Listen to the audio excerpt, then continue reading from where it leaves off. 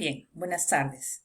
Vamos a dar inicio a la primera clase del curso de manejo, conservación y recuperación de suelos. En esta clase vamos a tratar de manera de introducción los conceptos básicos y algunas prácticas de manejo, conservación y recuperación de suelos para más o menos ingresar dentro del contexto de lo que se quiere lograr a través de esta asignatura. Vamos a continuar sin antes definir un poco los conceptos del nombre del curso. ¿Qué entendemos por manejo, conservación y recuperación? Yo he puesto acá unos conceptos claves, unos conceptos básicos de estas tres palabras. Manejar no es más que la acción de poder de manera organizada, conducir alguna situación, algún objeto. En este caso, específicamente estamos hablando del suelo. Pero hay algo importante en el manejo, que demanda que se tenga destrezas previamente adquiridas. Es decir, para manejar un suelo, nosotros debemos primero conocer bien al suelo y conocer cuáles son los problemas del suelo y qué técnica de ingeniería vamos a emplear para poder dar un manejo sostenible del suelo. Conservar. Conservar es la acción de poder mantener o cuidar el suelo y continuar las prácticas normales y naturales de este ecosistema. Y la recuperación está orientada a volver en sí, es decir, regresar al estado normal, al estado de normalidad del suelo, para poder desarrollar la vida como tal en este ente vivo que nosotros podríamos denominar al suelo. ¿Y qué entendemos por suelo? ¿Qué es el suelo?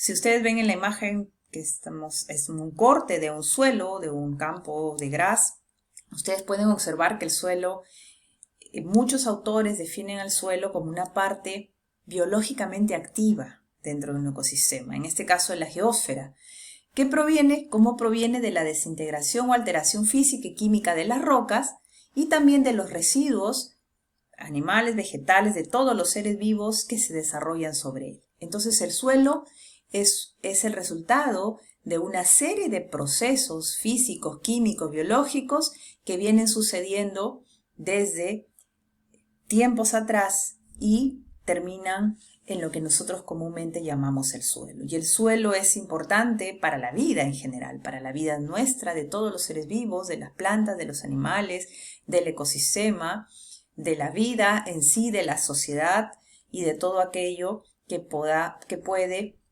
vivir a expensas de este recurso natural. Es un recurso natural. Acordémonos que nosotros hablamos de la madre tierra y cuando hablamos de tierra nos estamos refiriendo al cuerpo que es el suelo, ¿no? Que de alguna manera aporta una gran importancia para el desarrollo de todos los seres vivos.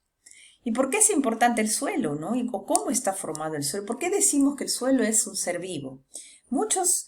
O un ente vivo, perdón, ¿no? ¿Por qué? Porque el suelo en realidad es un compuesto de varias partículas que como dije en la diapositiva anterior, que se desintegran o se integran a través de la roca madre, es decir, la roca más primitiva, pero a la vez es un compuesto, está compuesto de muchos otros componentes importantes, como es el caso de la vida plenamente, los microorganismos. Tenemos las bacterias, los actinomicetos, los hongos, los filamentos, etcétera, que son parte de una partícula del suelo. Si ustedes observan este círculo, está representando una partícula del suelo, ¿verdad?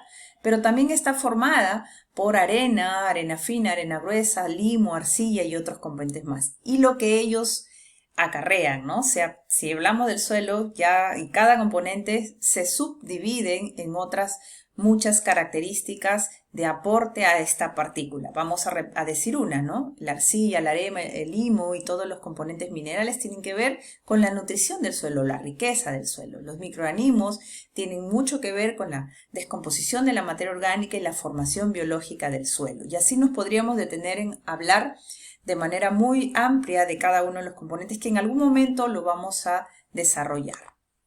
Pero ¿por qué debemos manejar y conservar o recuperar los suelos? ¿Por qué debemos de aprender a realizar estas prácticas? ¿Por qué es importante? Bueno, estamos viviendo tiempos difíciles, tiempos en los cuales sabemos que la contaminación de los ecosistemas, de la madre tierra, pues cada día están aumentando. Si hablamos de los límites planetarios, que son 9, pues nos vamos a dar cuenta que en términos de sostenibilidad ya está el mundo preocupado por la situación. Y el suelo no es ajeno a recibir de alguna manera todo este impacto, ¿no? ¿Por qué es que debemos de proteger, manejar, conservar, recuperar un suelo? Porque los suelos están diariamente expuestos a recibir contaminantes. Solo por poner ejemplos, aquí no vemos en la primera fotografía, en la parte superior izquierda, vimos un derrame de probablemente sea petróleo, sea algún producto químico. Esto malogra el suelo, esto genera que el suelo cambie el pH, se acidifique o se salinifique y genera problemas. Ustedes ven donde hay una contaminación o donde hay un suelo que está de alguna manera contaminado, pues la vida ya no progresa. ¿Por qué más tenemos nosotros que cuidar el suelo? Porque el suelo es el soporte de toda la flora, fauna, toda la vegetación del planeta, ¿no? Entonces la desertificación o la pérdida de la flora en nuestro mundo está generando problemas muy serios y es por eso que nosotros tenemos que cuidar el suelo, porque probablemente el suelo también tiene mucho que ver que las especies estén desapareciendo porque el suelo ha perdido su calidad. ¿Qué más decir? Toda la actividad industrial, agroindustrial, las aplicaciones fitosanitarias, los químicos, los fertilizantes que nosotros, o la actividad minera, o la actividad de extracción de hidrocarburos, todas esas actividades industriales, es decir, ya la contaminación por parte del hombre es una causal para que nosotros podamos decir stop, tenemos que trabajar en conservar, manejar y recuperar este suelo. ¿Qué más? ¿Qué otras prácticas o por qué más tenemos que recuperar los suelos? Porque acuérdense que los suelos, debajo del suelo tenemos nosotros el subsuelo y otras capas más. Y nosotros sabemos que la humedad, la capa freática o la napa freática es un componente importante para que los suelos realmente se desarrollen de manera apropiada, ¿no? Y un suelo donde tiene la napa freática alta es un suelo que de alguna manera ya no va a rendir igual. Entonces el hombre, a través de la tecnología, a través de la ingeniería, tiene que desarrollar ciertas prácticas como por ejemplo drenes y desagües para poder tener un suelo que pueda responder ante la agricultura, ¿correcto? Así solamente para poner un ejemplo, acá en Trujillo, ustedes van a la parte baja de Virú, Chao y los suelos están totalmente anegados, ¿no? Hay zonas en las cuales nosotros tenemos que, con obras de ingeniería, tenemos que drenar para poder desarrollar las actividades normales, ¿no? Otro punto importante dentro de las prácticas, ¿no? Todo el tema de la agroindustria o la industria o toda la agricultura no es que estemos en desfavor, no estemos en contra de estas actividades que son tan importantes para la vida, pero la manipulación del suelo a través de la maquinaria es un problema muy, muy importante, el cual también como ingenieros nosotros tenemos que pensar qué hacer. ¿Por qué labrar en demasía, ¿no? ¿Por cuándo labrar de manera, vamos a decir, superficial? ¿Por qué no debo de introducir tanta maquinaria? Problemas de compactación, problemas de ruptura de ecosistemas. Entonces la maquinaria, en realidad, si bien ayuda a la agricultura, ayuda de alguna manera también desmerece las propiedades de un suelo. Y es importante nosotros trabajar también en estas tecnologías para que sean menos impactantes en el suelo. Otro punto importante porque debemos proteger el suelo, porque el suelo está expuesto todo el tiempo está expuesto a la erosión por el viento, eólica, erosión hídrica. Entonces tenemos que crear nuevas herramientas como por ejemplo las barreras vivas, sembrar contra de curvas de nivel, o si no utilizar estas especies vivas como el quingras, pasto elefante, para poder nosotros evitar la erosión por el viento. Pero eso hay que aprenderlo. Usar cobertura. El uso de la cobertura también es muy importante en el suelo, ¿no? Porque la cobertura, es decir, toda la materia orgánica el suelo no debe estar desprovisto de cobertura, porque eso hace que el suelo también pierda propiedades. Entonces, el uso de cobertura, es decir, dejar la hojarasca que se pudre en el suelo, generar mayor, vamos a decir, predisponer para que el suelo tenga una mejora en cuanto a la calidad orgánica y así por ende la vida y los microorganismos pues van a tener mucho mejor impacto que un suelo que está totalmente descubierto. A multiplicación de materia orgánica, aquí estamos viendo, ¿no? Acá en la libertad, también dependiendo del tipo de suelo, que tenemos suelos propiamente arenosos, la aplicación de materia orgánica es una práctica rutinaria. Hay suelos que se les llega a aplicar hasta 100 toneladas de materia orgánica por hectárea. Estamos hablando de 100.000 kilos de guano, ya sea de vaca, de ave, etcétera, para poder nutrir. ¿Por qué? Porque el suelo arenoso es un suelo pobre. Y en sí está demostrado que el suelo orgánico es un suelo que responde ante cualquier situación, no solamente para el caso de la agricultura, sino un suelo nutrido, un suelo orgánico, es un suelo que responde también ante cualquier fenómeno o cualquier proceso contaminante que pueda suceder sobre él. Al suelo hay que conocerlo, por lo tanto una práctica muy interesante es siempre analizar el suelo, ¿no? Existen muchas